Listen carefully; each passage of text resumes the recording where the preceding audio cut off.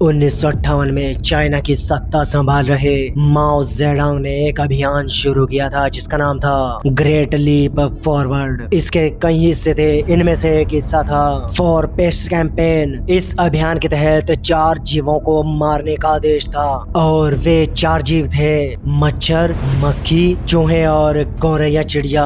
अब इनको खत्म करने का कारण भी जान लो। मच्छर मलेरिया फैलाते हैं, ठीक है मान लिया। मक्खी हैजा फैलाती हैं, ये भी मान लिया। चूहे प्लेग फैलाते हैं, चलो ये भी मान लेते हैं। और गौरैया चिड़िया फसलों के दाने खा जाती है जिससे फसलों की पैदावार में काफी नुकसान झेलना पड़ता है। मच्छर, मक्खी, चूहों तक तो ठीक था, पर गौरैया चिड़िया को मारने का फैसला चाइना को बहुत महंगा पड़ गया और चाइना अपने इस फैसले से पूरी तरह अनजान था।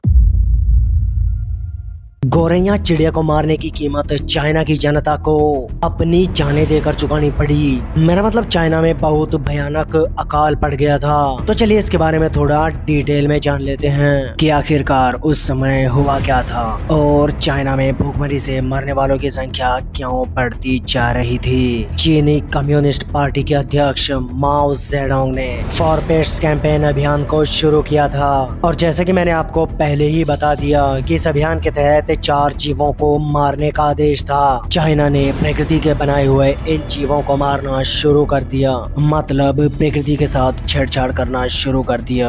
और ये उनका नारा भी था, मनुष्य को प्रकृति पर विजय प्राप्त करनी चाहिए। और इस अभियान के लिए ये रैली का नारा भी बन गया। मच्छर, मक्खी, चूहे, इनको मारना थोड़ा मुश्किल काम था क्योंकि ये अपने आप को कहीं भी आसानी से छिपा लेते थे।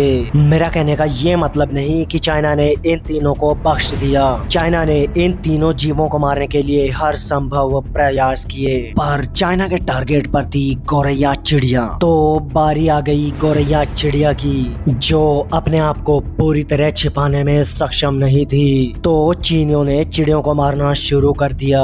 ड्रम, बर्तन जैसी चीजों को पीट पीट कर शोर करते और इन चिड़ियों को उड़ा देते और इन्हें तब तक कहीं बैठने नहीं दिया जाता जब तक कि वे थक कर नीचे न गिर जाएं। लोगों ने इनके घोंसले उजाड़ दिए, यहाँ तक कि इनके अंडे तक नहीं छोड़े और जो जितनी ज्यादा संख्या में इनको मारता उसको उतना ही ज्यादा इनाम दिया जाता था। त्सो हसिनचेंग ये एक चीनी पक्षी विज्ञानी था। इसके बारे में आपको लास्ट में और भी कुछ बताऊंगा। इस इंसान ने माओ को बताया कि गौरैया फसलों के बीजों के साथ साथ उन्हें नुकसान पहुंचाने वाले कीड़ों को भी खा जाती है। जिसके बाद माओ जेडोंग ने गौरैया को ना मारने का आदेश दिया और 1960 तक गौरैया के खिलाफ अभियान को खत्म कर दिया गया। पर तब तक बहुत देर हो चुकी थी। चाइना से गौरैया का लगभग पूरी तरह सफाया हो चुका था, पर होने को कौन डाल सकता है। गौरैया की समाप्ति के बाद टिड्डों और कीड़ों की संख्या तेजी से बढ़ती चली गई। चाइना ने टिड्डियों का ऐसा भयानक कहर इससे पहले कभी नहीं देखा था